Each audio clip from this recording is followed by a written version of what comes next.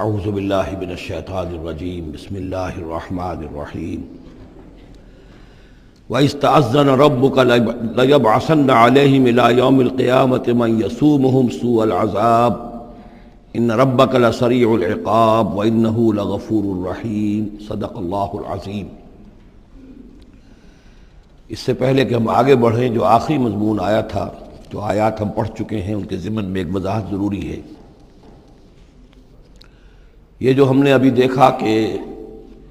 اس بستی کے لوگ تین قسم کے تین حصوں میں منقسم ہو گئے تھے۔ ایک وہ لوگ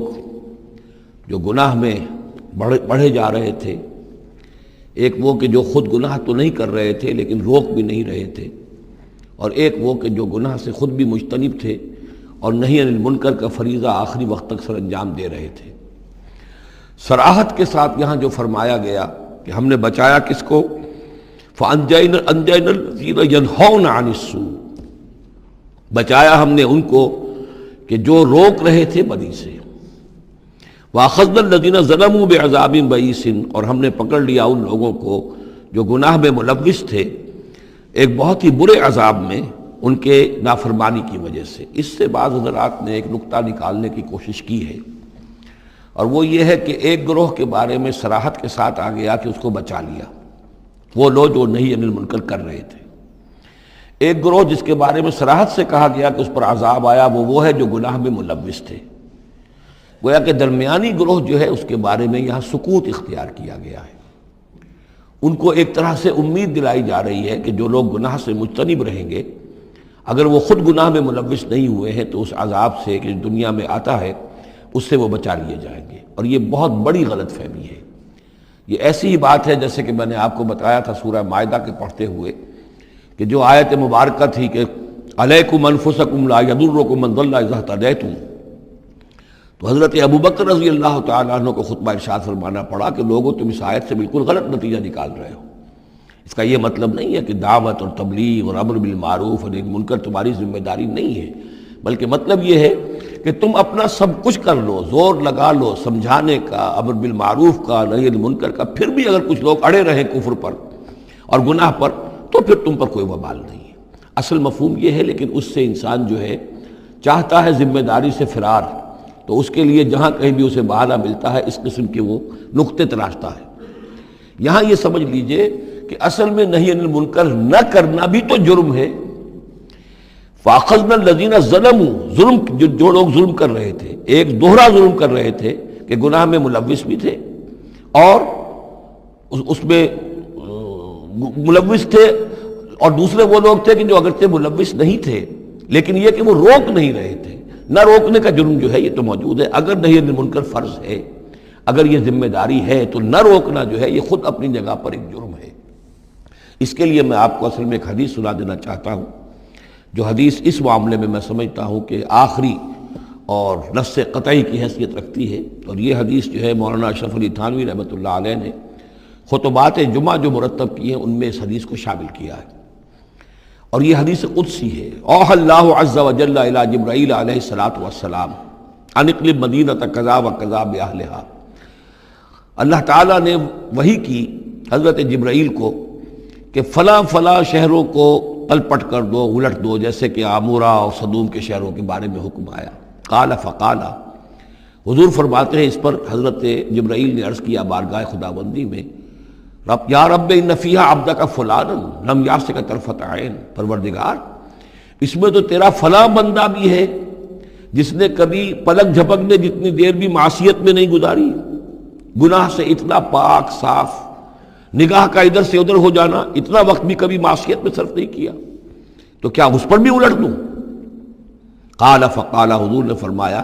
اس پر اللہ تعالیٰ نے ارشاد فرمایا اقلبھا علیہ وعلیہم، الٹو اس بستی کو، پہلے اس پر پھر دوسروں پر۔ وجہ کیا ہے؟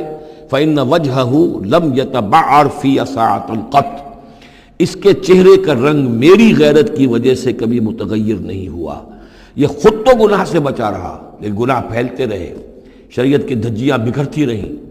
اللہ تعالیٰ کے احکام کا مذاق اڑایا جاتا رہا، اور یہ اپنے دھندے میں لگا رہا، کاروبار میں لگا رہا، یا اپنے نوافل میں لگا رہا، مراقبوں میں لگا رہا، ذکر اذکار میں لگا رہا، تو یہ دوسروں سے بڑھ کر مجرم ہے۔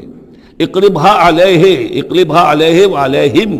الٹو اس بستی کو، پہلے اس پر پھر دوسروں پر۔ فإن وجہہ لم یتبعر فی ساعۃ قط۔ اور دوسرے یہ کہ قرآن مجید میں سورہ انفال اب بہت قریب آ گئی ہے، ہم پڑھیں گے جلد ہی، وہ آیت مبارکہ بھی نص قطعی ہے قرآن کے حوالے سے، یہ تو حدیث کے حوالے سے ہوئی۔ قرآن مجید میں فرمایا گیا واتقوا فتنة لا تصیبن الذین ظلموا منکم خاصہ۔ اس دنیا میں جب کوئی اجتماعی سزا آتی ہے کسی قوم کے اندر بحیثیت مجموعی، جب منکرات پھیل جائیں، تو جب سزا آتی ہے تو پھر وہ صرف جو گناہ گار ہیں انہی کو اپنی لپیٹ میں نہیں لیتی، بلکہ وہ لوگ جو بچے ہوئے تھے وہ بھی لپیٹ میں آ جاتے ہیں۔ ہاں امید جو دلائی گئی ہے یہاں سے وہ یہ ہے کہ جو امر بالمعروف و نہی عن المنکر کی آخری حد تک، آخری وقت تک کوشش کرتے رہے ہوں، اللہ تعالیٰ ان کو بچا لے گا۔ اب آگے چلیے، وَإِسْتَأْذَنَ رَبُّكَ، اور یاد کرو جب کہ آپ کے رب نے یہ اعلان کر دیا، لَيَبْعَثَنَّ عَلَيْهِمْ، وہ لازماً اٹھاتا رہے گا ان پر، مسلط کرتا رہے گا ان پر، الی یوم القیامہ، قیامت کے دن تک، ایسے لوگوں کو من یسومہم سوء العذاب، جو انہیں بدترین عذاب کے اندر مبتلا کرتے رہیں گے۔ ان ربک لسریع العقاب، یقیناً آپ کا رب سزا دینے میں بہت جلدی کرتا ہے۔ وَإِنَّهُ لَغَفُورٌ رَحِيمٌ، اور یقیناً وہ غفور بھی ہے، رحیم بھی ہے۔ اللہ کی تو یہ دونوں شانیں ہیں، وہ عزیز ذو انتقام بھی ہے، سریع العقاب بھی ہے، لیکن وہ غفور اور رحیم بھی ہے۔ اب یہ آپ کا طرز عمل ہے کہ آپ اپنے آپ کو اس کی کس شان کا مستحق بناتے ہیں۔ اس آیت میں واقعہ یہ ہے کہ جس قانون کا ذکر ہو رہا ہے اللہ تعالیٰ کی طرف سے، اس فیصلے کا، وہ ہماری نگاہوں کے سامنے ان کی پوری تاریخ، اس لیے کہ اس کے بعد آ رہا ہے وَقَطَّعْنَاهُمْ فِي الْأَرْضِ أُمَمًا، ہم نے انہیں زمین کے اندر منتشر کر دیا، فرقوں کے اندر اور قوموں کے اندر۔ یہ ڈایاسپورا جو ہے ان کا، جو سن 70 سے شروع ہوا ہے، سن 70 عیسوی میں جو رومن جنرل تھا ٹائٹس، اس نے سیکنڈ ٹیمپل کہ جو حضرت عزیر علیہ السلام کے زمانے میں پھر دوبارہ ہیکل تعمیر ہوا تھا، اس کو شہید کیا۔ 1,33,000 یہودیوں کو ایک دن میں قتل کیا یروشلم میں، اور یہاں سے یہودیوں کو نکال باہر کیا، فلسطین سے نکال دیے گئے، تم اب فلسطین میں نہیں رہ سکتے۔ وہاں سے ان کا ڈایاسپورا شروع ہوا ہے، کوئی کہیں چلا گیا، کوئی کہیں چلا گیا، کوئی روس میں چلا گیا، کوئی یورپ میں چلا گیا، کوئی ہندوستان میں آ گیا، کوئی مصر میں آباد ہو گیا، کوئی اور دور دراز کے علاقوں میں۔ پھر جب یہ امریکہ دریافت ہوا ہے تو یہ امریکہ بھی چلے گئے، وہاں بھی جا کر آباد ہو گئے۔ تو یہ ان کا ڈایاسپورا کا پیریڈ ہے کہ جس میں یہ گویا کہ منتشر کر دیے گئے پوری زمین کے اندر، ان کی کوئی ایک جمعیت کہیں نہیں رہی، اور ہر جگہ ان سے نفرت تھی، شدید نفرت۔ بلکہ ان کے اوپر واقعہ یہ کہ یورپ میں تو بڑا ان کے اوپر ظلم بھی ہوتا تھا، جس طرح چاہتے تھے ان کو وہاں کے عیسائی جو ہیں، جیسا کہ میں بتا چکا ہوں کہ ان کو معلوم تھا کہ یہ جو جن کو ہم خدا مانتے ہیں حضرت عیسیٰ علیہ السلام، ان کو سولی پر چڑھوایا انہوں نے، اور انہوں نے کفر کیا، اور وہ حضرت مسیح علیہ السلام کی شان میں گستاخی کرتے ہیں، حضرت مریم کی شان میں گستاخی کرتے ہیں، تہمتیں لگاتے ہیں، لہذا وہ ان کے درمیان دشمنی رہی۔ اور اس کی آخری مثال اس صدی میں، یعنی دور کی تاریخ تو شاید ہمیں معلوم ہو کہ شاید فیری ٹیلز ہیں، یہ کوئی کہانیاں ہیں جو ہم سن رہے ہیں، اس صدی میں جو ہوا ہٹلر کے ہاتھوں 6 ملین 60 لاکھ یہودی ختم کیے ہیں اس نے۔ پورا مشرقی یورپ کا یہودی جو ہے کھینچ کر وہاں سے پکڑ کر، جہاں تک ہٹلر کی حکومت بنی تھی، جہاں تک اس کے جو گئے تھے فتوحات کا دائرہ، وہاں سے یہودیوں کو کھینچ کر کنسنٹریشن کیمپس میں لایا گیا۔ پھر خاص مشینیں ایجاد کی گئیں، خاص جو ہیں اس کے لیے ایسے بنائے گئے کہ ان کے لیے اب اتنے لوگوں کو قتل کریں گے تو دفن کہاں کریں، ان کو کیا کریں، how to dispose of the dead bodies. تو اسپیشل پلانٹ بنائے گئے کہ ایک بڑے سے ہال میں داخل ہو رہے ہیں، وہاں سارے کپڑے اتروا لیے تاکہ یہ کپڑے بھی استعمال ہوں بعد میں۔ کہا یہ جاتا تھا کہ تمہارے کپڑوں میں جوئیں پڑ گئی ہیں تو جوؤں کو اس کو ڈیلاؤس کرنے کے لیے ضروری ہے کپڑے اتار کے آگے گیس کے اندر تاکہ وہ جوئیں ختم ہو جائیں گی۔ پھر ان کے بال اتروا لیتے تھے، عورتوں کے بال بھی شیو کر لیے، مردوں کے بھی، ان بالوں سے قالین بنائے انہوں نے جو نازیوں نے اپنے دفتروں میں بچھائے، ہیومن ہیئر کے قالین۔ پھر ان کو لے جا کر ایک گیس چیمبر کے اندر کے سب مر گئے۔ پھر اب وہ بڑے بڑے پٹے جیسے چلتے ہیں مشینیں، بڑی فیکٹریز کے اندر وہ پٹوں کے اوپر لاشیں چل رہی ہیں۔ پھر ان کا چورا ہو رہا ہے، جیسے کہ کہیں جو ہے وہ گھاس کاٹا جا رہا ہو یا کوئی اور چارہ جو ہے وہ کترا جا رہا ہو۔ پھر کسی خاص قسم کے کیمیکلز کے اندر ان کو تحلیل کیا کہ آخر میں کیا نکل رہا ہے، نہ کسی گوشت کا پتہ، نہ خون کا پتہ، نہ ہڈی کا پتہ، کسی شے کا پتہ نہیں، ایک بدبودار سیاہ رنگ کا مائع باہر نکل رہا ہے، اور اسے وہ لے گئے اپنے کھیتوں میں اور اسے بنا لیا کھاد۔ یہ کام اس صدی میں ہوا ہے، ہولوکاسٹ۔ اس میں زیادہ سے زیادہ یہ کہتے ہیں کہ یہ کچھ مبالغہ ہے 60 لاکھ کا، 40 لاکھ، تو 40 لاکھ بھی تو کم نہیں ہوتے، 40 لاکھ افراد کا اس طرح ختم ہو جانا۔ استأذن ربک لیبعثن علیہم الی یوم القیامہ، ان کا آخری وقت تو اب آنے والا ہے، وہ زیادہ دور نہیں ہے، لیکن اس سے پہلے جیسے شمع بجھنے سے پہلے بھڑکتی ہے، لہذا وہ ایک بھڑک ہے اس کی کہ جو یہودیوں کی ہے، اسرائیل ہے، ان کی طاقت ہے، ان کی قوت ہے، عربوں پر وہ چھائے ہوئے ہیں، اور واقعہ یہ ہے کہ مسلمان جس عذاب کے مستحق ہو چکے ہیں، اور ان میں سے عرب چونکہ ہمارے ہاں اونچے درجے کے، اس اعتبار سے امت کے اندر ان کا مقام اونچا درجے کا ہے کہ حضور عرب تھے، انہی کی زبان میں اللہ کی کتاب ہے، اور ان کی جو اللہ تعالیٰ کے دین کی طرف سے جو انہوں نے پیٹھ پھیری ہے، لہذا اس کی جو سزا انہیں مل رہی ہے وہ یہ ہے کہ ایک مغضوب علیہم قوم کے ہاتھوں ان کی تذلیل ہو رہی ہے، ان کے سامنے جھکنا پڑ رہا ہے، جن کے ساتھ کسی ایک کمرے میں کبھی بیٹھتے نہیں تھے، اب ان کے ساتھ گفت و شنید جو ہے اور ان کے ساتھ بغل گیر ہونے کی نوبت جو ہے وہ آئی ہے۔ اور ابھی جو کچھ ہونا ہے وہ خیر دوسری بات ہے، میں اس میں نہیں جانا چاہتا، وہ آخری وقت بھی آئے گا، پھر جو ہے حضرت مسیح علیہ السلام ہی نازل ہوں گے، اور وہی چونکہ ان کی طرف رسول تھے، رسول اللہ بنی اسرائیل، تو آخری وہ عذاب ہلاکت کہ جو باقی 6 قوموں کا تو آ چکا، حضرت نوح علیہ السلام، حضرت نوح کے سامنے بیٹا جو ہے وہ غرق ہوا کہ نہیں ہوا،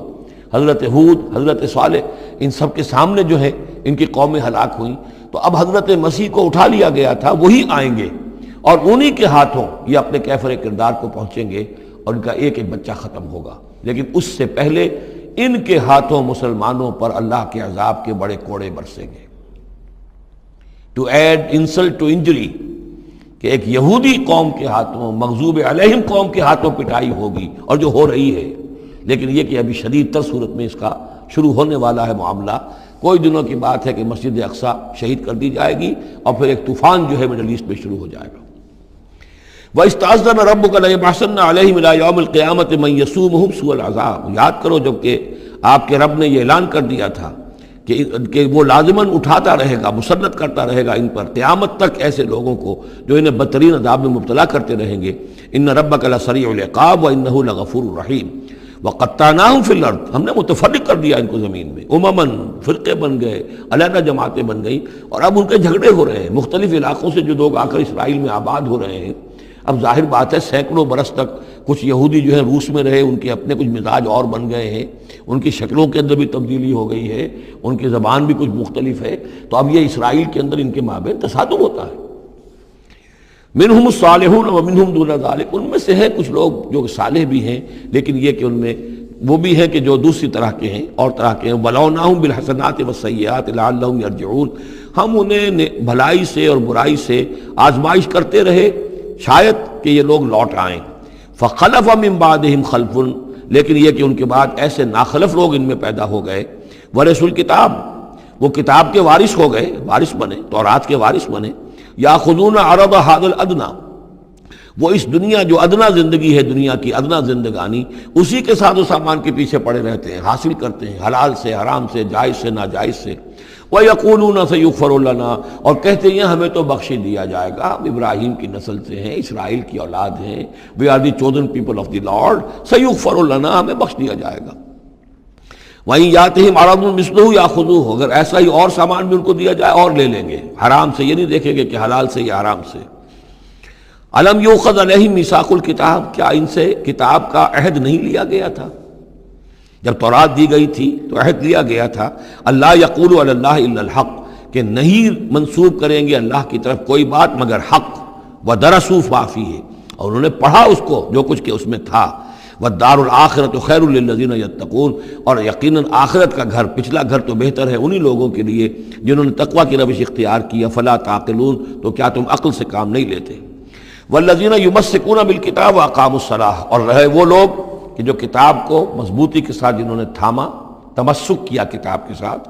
اور اقاموا الصلاۃ، نماز قائم کی، انا لا نضیع اجر المصلحین، ایسے مصلحین کا اجر ہم ضائع نہیں کریں گے۔ بات ہے کہ کوئی نہ کوئی لوگ تو ان کے اندر اچھے رہے، آخری وقت تک بھی رہے۔ وَإِذْ نَتَقْنَا الْجَبَلَ فَوْقَهُمْ، اور یاد کرو جب کہ ہم نے پہاڑ کو ان کے اوپر اٹھا دیا تھا، كَأَنَّهُ ذُلَّةٌ، ایسے ہو گیا تھا جیسے سائبان ہو، وَظَنُّوا أَنَّهُ واقع بِهِمْ، اور انہیں یقین ہو گیا تھا کہ ابھی ہم پر گرا کہ گرا۔ خُذُوا مَا آتَيْنَاكُمْ بِقُوَّةٍ، اور ہم نے اس وقت کہا تھا کہ تھامو اس کو مضبوطی کے ساتھ جو ہم نے تمہیں دیا ہے، اس کتاب کو مضبوطی سے تھامو، اس کو پوری قوت کے ساتھ اپنی اس کا تمسک کرو۔ وَاذْكُرُوا مَا فِيهِ لَعَلَّكُمْ تَتَّقُونَ، اور جو کچھ اس میں ہے اس کو یاد رکھو، مستحضر رکھو، تاکہ تم بچتے رہو اور تمہارے اندر تقویٰ کی روش پیدا ہو جائے۔